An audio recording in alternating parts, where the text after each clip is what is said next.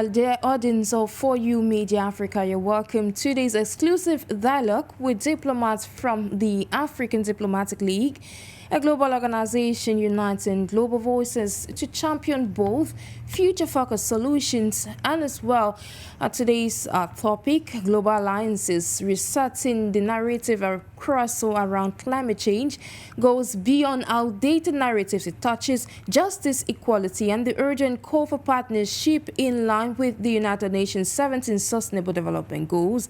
And from clean energy to climate resilience, food security to sustainable cities, education, and much more. In April, we recall that the African Diplomatic League convened in Dakar, Senegal. An upcoming event is equally the Tunisia International Climate Change Forum that is expected to happen in Tunisia come October 2025. In this session, this exclusive interview, we explore how global diplomacy is reshaping global alliances, demanding a fairer climate agenda and rewriting the narrative, as we have to explore all avenues to social, political, and human-centric perspective. Ladies and gentlemen, this is the guest on For You Media Africa.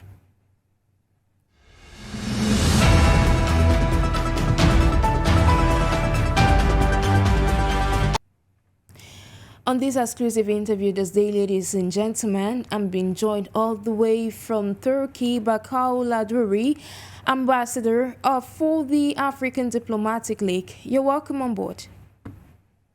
Good afternoon, and warm greeting to everyone watching and listening to us. I'm KHAOULA. I'm an ambassador for the African Diplomatic League, presenting both my home country, Tunisia, and the country where I'm living, Turkey. It's a pleasure to have you share your insight within this platform exclusively on For You Media Africa. Equally joining us all the way from Denmark in her capacity as the ambassador for the African Diplomatic League is Dr. Manuela Dan. It's a pleasure to have you join us today. Thank you. My name is Manuela Dan. I'm very glad to represent African Diplomatic League. I'm very happy for everybody with enthusiasm and happiness, and develop together a lot of projects because I like them more about development. Thank you. And indeed, we shall be having this very fruitful conversation around the aspirations of the African Diplomatic League, not just within the African continent, but on the global stage as a whole. Now, to debut this conversation with you, KHAOULA, this day, from your perspective, being the ambassador of the African Diplomatic League, being based in Turkey, in what ways do you think the strengths, or how can you explain the strengths and the limitations of global alliances in truly reflecting the urgencies outlined by the United Nations 17 Sustainable Development Goals, particularly looking at climate change, reduce inequalities, and of course partnerships for the goals? Yeah, actually, the climate change affect on many aspects. For example, unfortunately, here in Turkey, Turkey has experienced several wildfires this week in different regions, including Antalya, where I'm living right now, Bursa, Alanya, and many other areas. These fires are serious environmental warning. High temperature, dry conditions, and strong wind all worse standard, but global warming make wildfires more frequent and more dangerous. I can tell you that these fires affect not only nature, but also people's home, animals, local economies, and people sense of safety. What we are seeing in Turkey is not just a national problem, it's a global climate signal. That's why it's important for countries to work together on prevention, reforestation, climate adaptation, and raising awareness. It's also a reminder that climate action is not option and it's urgent. Exactly. I like the fact that you mentioned it's urgent and your introduction aligns with the upcoming events which I mentioned in our preamble, which is the Tunisia International Climate Change Forum to take place all the way here in Tunisia, in Africa. But then with you, Dr. Manuela, you listened to KHAOULA and the points she brought forth. Climate change is not just a problem that is peculiar to a particular country. It spans across the globe. We have numerous countries across the world that are facing these same problems. So from your own perspective, how is the African Diplomatic League reshaping global diplomacy to address some of these global problems? I think it necessarily means investment in energy renewable, in circular economy and sustainability infrastructure while ensuring a marginalized community. And I think in the Tunisia, it's a good way for a new perspective now because all talking meeting together in October. And I'm very happy for participate at this meeting. I think it's necessary to education and invest more in education and in the decision of making, because and the resource it is a human resource. It's necessarily only use. For me, it's I live in one green country. It's Denmark. It's first in the world of green country. It's a lot of beautiful things, and I think it's necessarily inform and learning about around the world everything.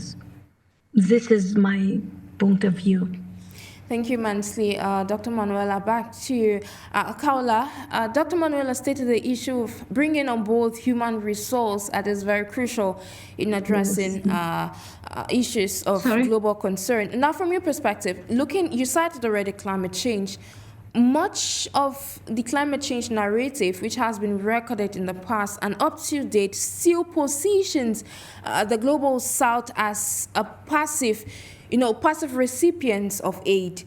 In this current society, in this current era where we are living, how can diplomacy, this is for you, KHAOULA, how can diplomacy help in reframing this story into one of innovation, leadership, and mutual accountability, especially where you're living in a country like Turkey and you are collaborating with an organization like the African Diplomatic League? How do we how can we position the globe as just more than just, having a particular regions being at the forefront of these challenges? Sharon, we know that many of the problems we face today did not happen overnight. They are the result of decisions made in the past, decisions that sometimes ignored the environment, ignored justice, ignored people's voices. But together as a global network, we can help change what comes next. Through diplomacy, we can open dialogue between countries, we can support communities that were left behind, we can correct some of mistakes that already happened by creating better policies, stronger cooperation, and more inclusive leadership. Network like the African Diplomatic League make this possible. We bring together youth experts and change makers from across the continent and beyond, because the only way to fix global problem is to face them together, and that starts with diplomatic cooperation and solidarity. Thank you so much. But I would like to, I'll stay with you, KHAOULA. Let me refer to one of the flyers that was put out for the upcoming events to take place in Tunisia, where we would be seeing, amidst other things around climate change, we should be seeing debates or talks around the impact of climate change, the challenges, policies, and international agreements. Now, you mentioned that given that it's a problem of global concern, we should come together to address some of these problems. From your perspective, do you think global funding mechanisms would be put into place to be able to address, some of these challenges that we are facing? Sorry, Sharon, could you please repeat again? I didn't hear the last question. Yeah, I was asking that do you believe that a global funding mechanism should be put into place to be able to address some of the pressing issues around climate change that we're facing as of now, because it is a global problem and deserves, you know, universal commitments to address some of these issues?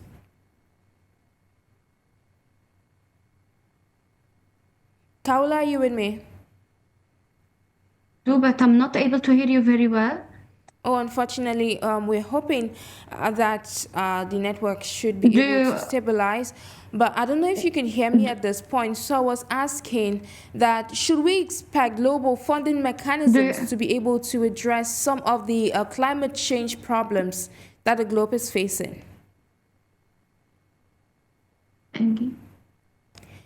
Not a problem. We should be coming back to KHAOULA. Hopefully, you'll be able to get us and, of course, share your point of view on both this exclusive interview. Meanwhile, to proceed with you, Dr. Manuela, you listened to your co-panelist, KHAOULA, was sharing her point of view all the way from Turkey.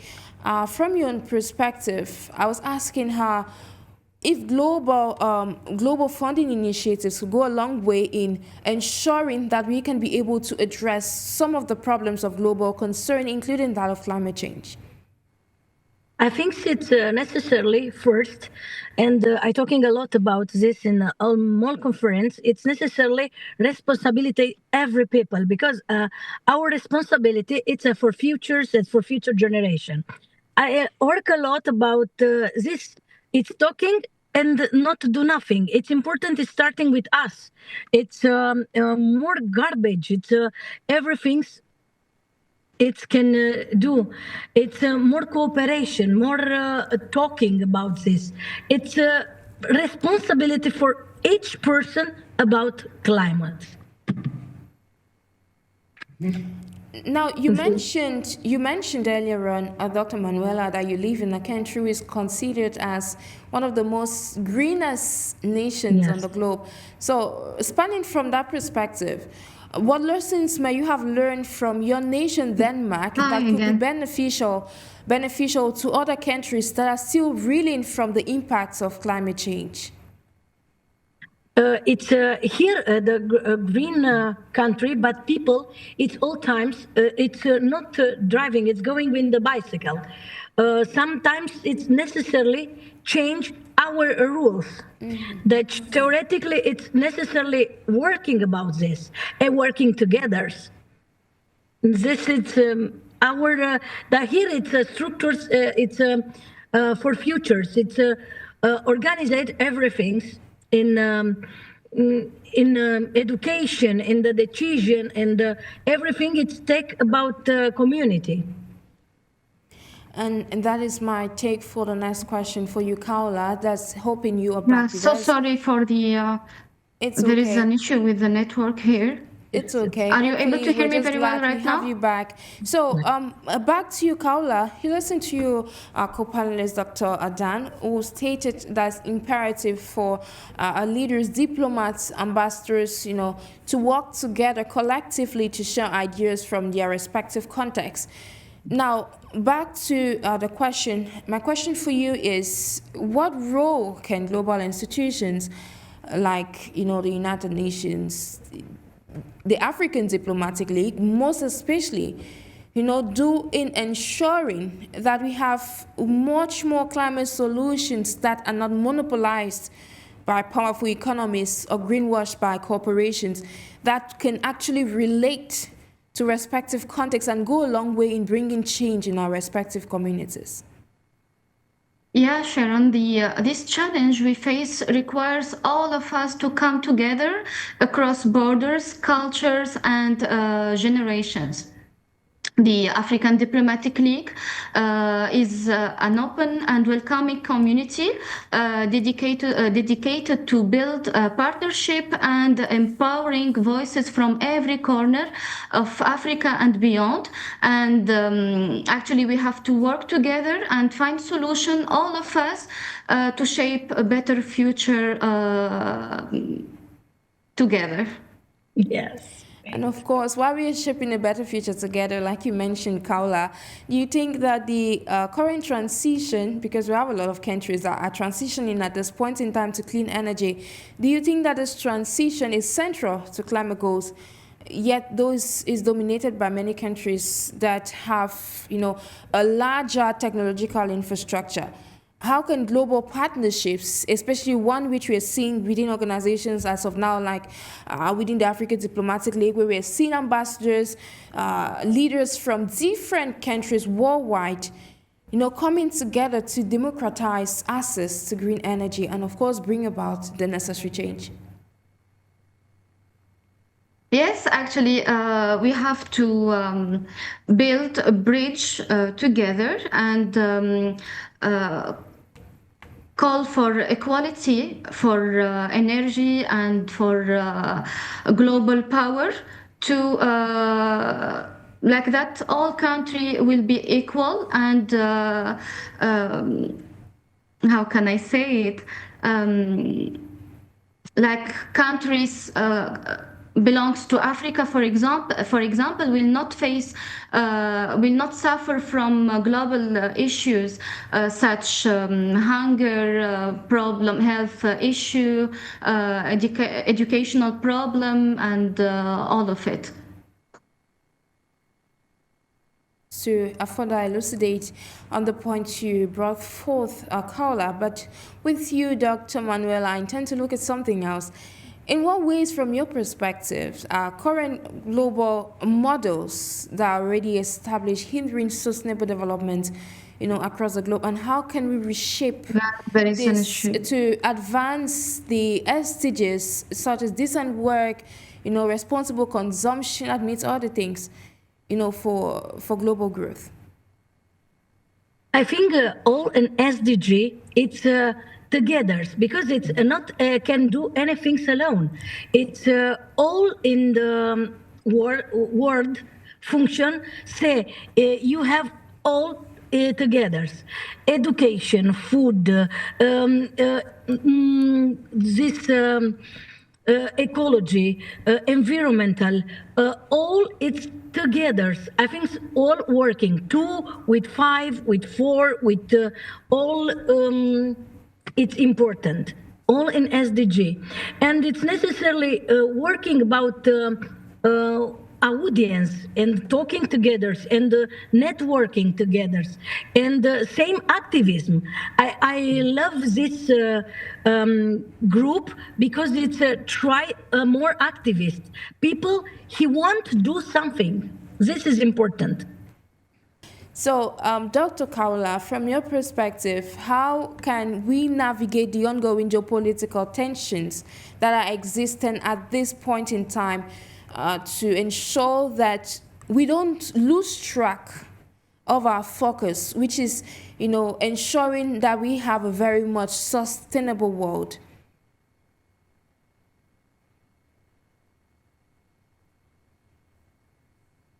I think so. It's necessarily. You hear me right now? I'm really sorry for that. I don't know what's.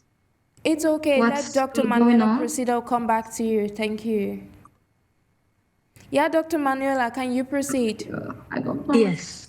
I think it's necessarily all times implicate the people, new people, and same situation geopolitical today. It's very complicated, but this I think it's not our problem, because people it's more simple. It can do more than the political things. I think it's necessarily working about massa people, for all the people, and focalizate the responsibility, the consequence, because it's necessary to have a consequence in this, not only discussion, and participate at our project common.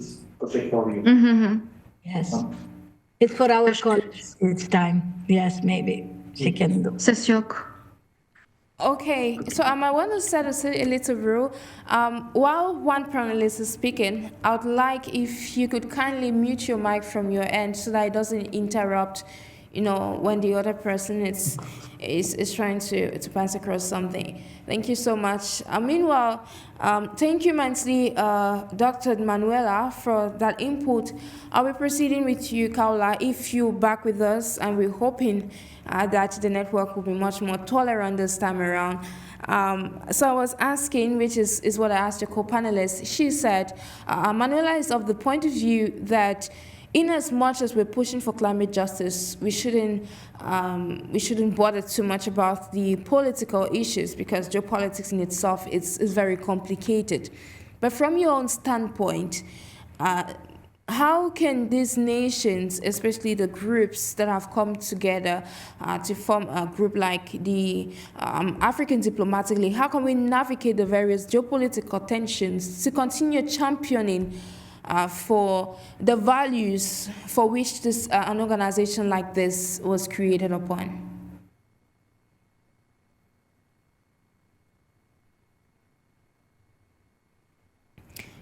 KHAOULA, can you hear me?